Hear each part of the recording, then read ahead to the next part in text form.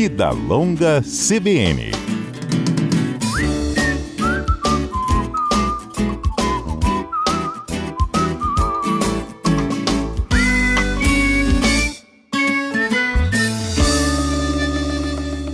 Em um mundo em que as alternativas naturais são cada vez mais procuradas para garantir o cuidado com a saúde, os chás com propriedades anti-inflamatórias, por exemplo, eles vêm ganhando cada vez mais destaque, né?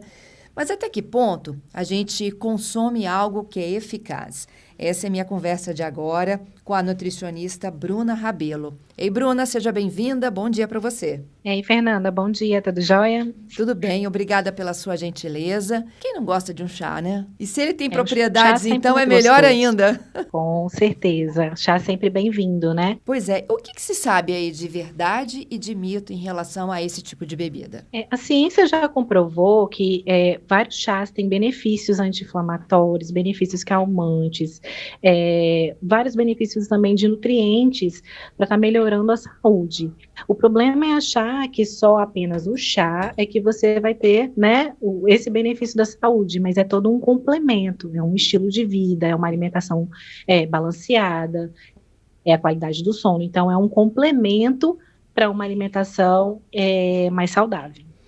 Você vem percebendo isso no consultório, que as pessoas estão cada vez querendo consumir menos medicamentos e buscando mais alternativas naturais, podemos dizer assim? Sim, a gente está vendo uma mudança, né, que as pessoas estão começando a se conscientizar muito mais em procurar alimentos mais naturais a respeito de medicamentos, né, para ter uma alimentação mais balanceada, que tragam benefício para a saúde, que não tenham prejuízo por conta de ser uma droga, né, e os chás, eles trazem essa questão mais natural, realmente.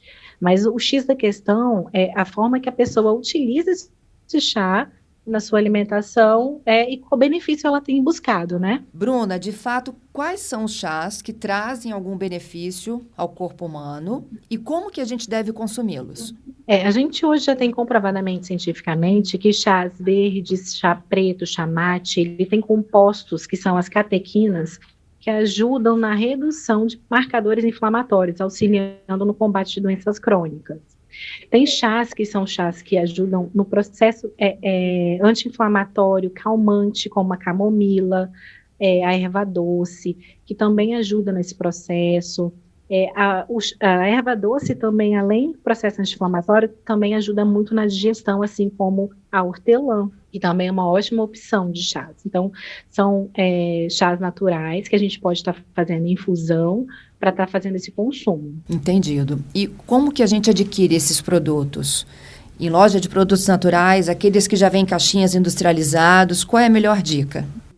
A dica que eu dou é você fazer a sua hortinha em casa. Essas plantinhas que eu falei, chá verde, camomila, erva doce, hortelã, você consegue em pequeno vasinho dentro de casa cultivar essa planta, porque ela não vai estar ocupando um grande espaço e você vai ter um chá pegando a folhinha na sua própria horta de casa.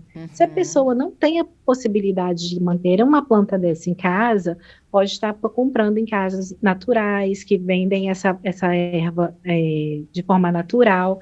E, em última opção, a gente falaria do chazinho de caixinha do supermercado. É uma forma de estar consumindo, mas o ideal seria você pegar a planta e fazer a infusão da planta. Os chás que a gente compra de caixinha, por exemplo, já é da planta desidratada. Isso. Então, vai ter o benefício? Vai, mas ainda já tem uma perda um pouco desses nutrientes, e comparado da infusão da planta direto. Existe um modo de preparo diferente também, né? Eu vou lá, cortei uns raminhos da minha folhagem e levo ele para infusão. Isso, aí para infusão, você vai botar ele em água fervente, a água já tem que estar fervendo. O certo não é colocar na água fria e esperar ferver. A água tem que entrar em ebulição para você desligar essa água já bem quente, colocar a planta e abafar para poder estar fazendo a infusão. Ok. E o já pronto é aquele mais tradicional em que a gente já acrescenta o sachêzinho com a água fervendo. Mergulhar o sachêzinho já na água quente e ele já solta, né, a infusão na água. E quem prefere gelado, levá-lo à geladeira depois de pronto, é isso? Depois de pronto, mas precisa desse tempo de ficar na água quente para poder soltar esses nutrientes na água. Uhum. Depois dele já feita essa infusão, você pode levar para gelar ou acrescentar uma pedrinha de gelo. Entendido. Há risco de intoxicação, Bruna? Sim, tudo na nutrição depende da quantidade, tudo é um equilíbrio. Se você consome muito desses nutrientes, né, dessas infusões, você pode sim correr o risco de intoxicação, como por exemplo, chá verde, chá preto, chá mate, que a gente fala que são chás estimulantes. Se você consome muito desses chás, né, numa quantidade elevada durante o dia, você pode ter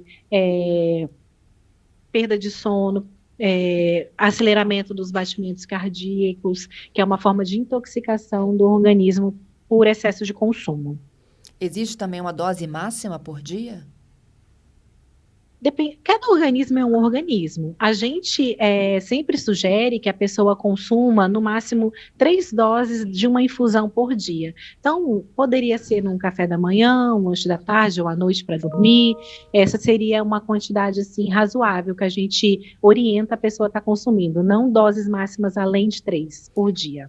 É como se a gente medisse aí 3 xícaras, é isso? Isso aí. Porque eu já vi gente enchendo garrafinhas de chá, viu, Bruna? Sim, o carioca consome muito chá mate, como se fosse, né, uma bebida bem natural. O que a gente orienta são, no máximo 3 doses por dia, que seria mais ou menos uma quantidade de 3 xícaras, né? Então, a gente orienta no café da manhã, no lanche da tarde, à noite, para dormir. Mas tem pessoas que têm o costume de consumir, né, garrafas cheias de chá. Então, ao longo do tempo, pode sim levar a um excesso de consumo e uma intoxicação. O ideal seria máximo 3 xícaras por dia. Eu vejo pessoas já amanhecendo, indo para a academia com as garrafinhas cheias, por exemplo, de chá verde. Sim, para estimular, chá de bisco. Né? Exatamente. Chá de bisco, bastante comum também no consumo, principalmente de quem faz atividade física. Se a pessoa toma essa garrafinha e ok, a quantidade que ela consome por dia, tudo bem. O problema é à tarde repetir essa dose, à noite, aí realmente é uma quantidade excessiva para o organismo. Uhum.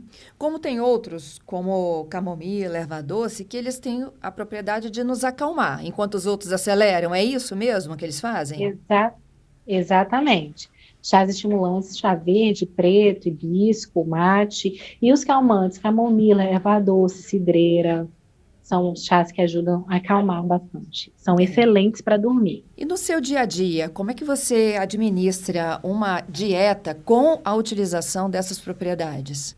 A orientação é complementação, né? Então, você pode estar substituindo xícaras de café por xícaras de chá, equilibrando entre uma refeição e outra, ou, por exemplo, um chá digestivo após o almoço, como um chá de casca de abacaxi, hortelã, que ajuda na digestão.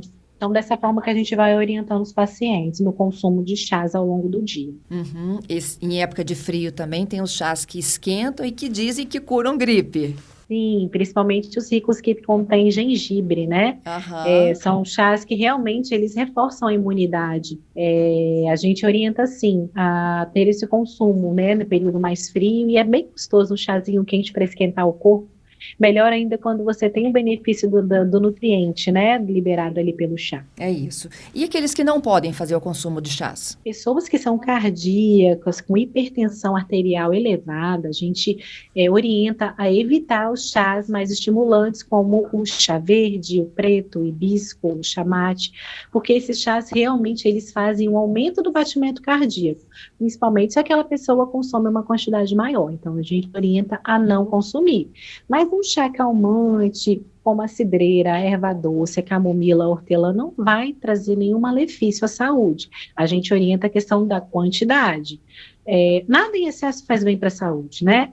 Mas um chá mais calmante não vai trazer nenhum benefício às pessoas de uma forma geral. Só mesmo aquelas pessoas que podem alimentos muito quentes, que já estão com uma gastrite, que estão em tratamento oncológico por conta de algum câncer de esôfago, estômago, que ele deveria evitar alimentos mais quentes, que prejudicam, né? Mas fora isso, numa população geral, a gente orienta que esses chás mais calmantes não vão fazer mal à saúde, vão sim trazer benefício. Isso. E para finalizar, existe uma idade mínima, assim, porque eu sou da época que as mães Dava um chazinho pro bebê se acalmar, lembra? Chazinho para cólica, para o bebê se acalmar. O ideal, a gente orienta que os bebês consumam esse tipo de bebida após os 2 anos. É de comum acordo que acaba, pelo conhecimento populacional que ofereça, né? Mas até os 6 meses de idade, o bebê deve consumir apenas o leite materno. Uhum. E depois da introdução alimentar, botar um pouquinho dessa bebida na boquinha do bebê não faria mal. Mas para consumir a quantidade que a gente bota na chuca, na mamadeira, é após os 2 anos. E isso não substitui a água também, né? Não só para o bebê, como para qualquer fase da vida. Não, a água não é substituída por nenhuma outra bebida. Os chás, café, leite, são bebidas que complementam a hidratação. A água precisa ser consumida em uma quantidade mínima de pelo menos os 2 litros por dia. E o chá seria uma complementação dessa hidratação, não um substituto. Entendido. Bruna, adorei nossa conversa. Obrigada pelas dicas de hoje, hein? De nada, eu que agradeço a oportunidade e entrevista. A Bruna Rabelo é nutricionista e conversando conosco sobre as propriedades dos chás.